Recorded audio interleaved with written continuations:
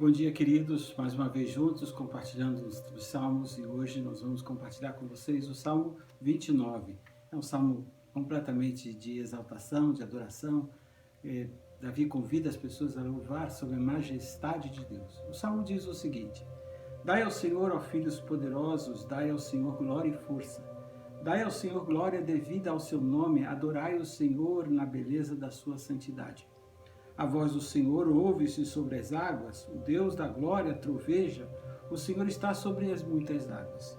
A voz do Senhor é poderosa, a voz do Senhor é cheia de majestade. A voz do Senhor quebra os cedros, sim, o Senhor quebra os cedros do Líbano. Ele os faz soltar como a um bezerro ao Líbano e a Sirion como novos unicórnios. A voz do Senhor separa as labaredas de fogo. A voz do Senhor faz tremer o deserto, o Senhor faz tremer o deserto de Cádiz. A voz do Senhor faz parir as servas e desnuda as brenhas. E no seu templo cada um diz glória. O Senhor se assentou sobre o dilúvio, o Senhor se assenta como rei perpetuamente. O Senhor dará força ao seu povo, o Senhor abençoará o seu povo com paz. A Palestina era um lugar bastante complicado, sempre foi, historicamente. Ela está entre alguns continentes, entre a Ásia e a África, África e Ásia, África e Europa. Dependendo de como você transita, mesmo de barco, naqueles tempos, ou de a pé, a Palestina era bem complicado viver e morar lá. Quase sempre, todos os reinos queriam de alguma forma controlar aquele pedaço de terra por causa da circulação de mercadorias. Esse é o grande fator das guerras, o complicômetro dos povos. Por quê? Porque quanto mais você possui a facilidade de comercializar seus produtos ou transitar seus produtos, você mais e mais tem lucros. E a Palestina era um posto-chave para que os poderosos, tanto de um lado quanto de outro, do norte ou do sul, viesse a possuir aquela terra. E obviamente que havia sempre um questionamento sobre a divindade da terra, porque naquela época as pessoas procuravam saber se aquela terra possuía o seu Deus, o seu próprio Deus. E não sei se vocês lembram da história de Naamã. Quando Naamã é curado de lepra, ele pede para Eliseu levar um pouco de terra, né? Do território de Israel, para que ele pudesse, levando para a Síria, seu povo, ele pudesse de alguma forma fazer um estrado contendo a terra, para que ele pudesse ali se ajoelhar ao Deus da terra de Israel. Essa era a dinâmica, a mecânica do negócio. Por quê? Porque se associava à terra a um Deus. Então, o Deus do Egito, haviam vários deuses no Egito, haviam vários deuses na Síria, na Babilônia, mas havia o chefe dos chefes, o Senhor dos senhores, o Senhor Todo-Poderoso.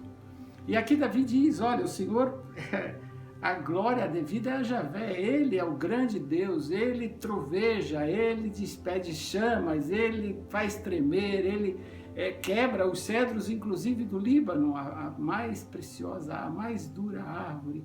A mais perfeita árvore daquela época eram os cedros do Líbano, usados nos barcos, usados nos transportes dos navios.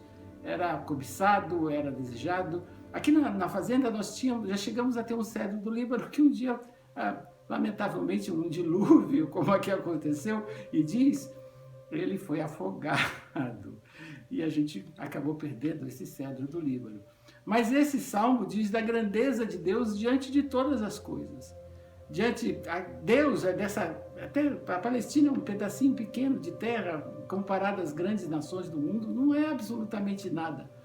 Até o dia de hoje não é nada, é muito pequeno, é minúsculo, é o tamanho do estado de Sergipe, metade do estado do Rio de Janeiro.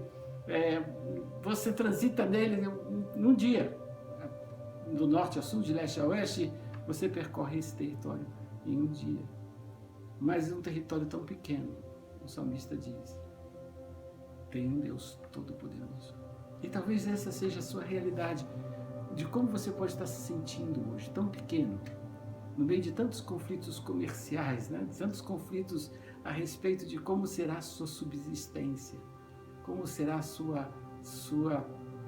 como vai ser seu prato de comida. E você talvez cada dia se sinta menor. E esse era o que Deus pedia para o seu povo, não importe com o seu tamanho.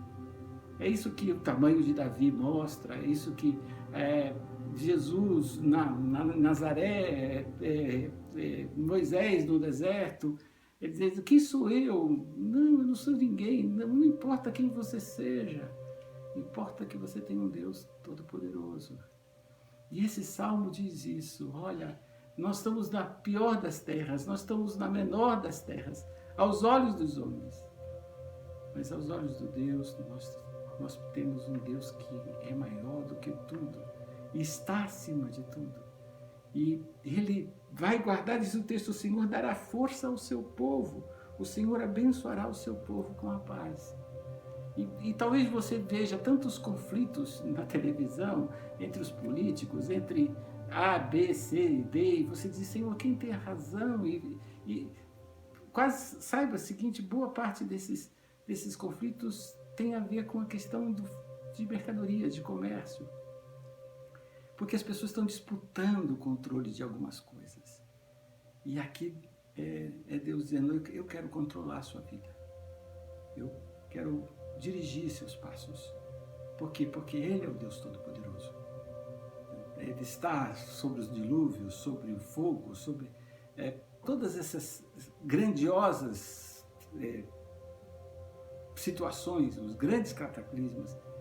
Deus está sobre todas essas coisas. E eu quero convidar você a confiar nele, mesmo diante de muitas lutas e complicações. Deus te abençoe.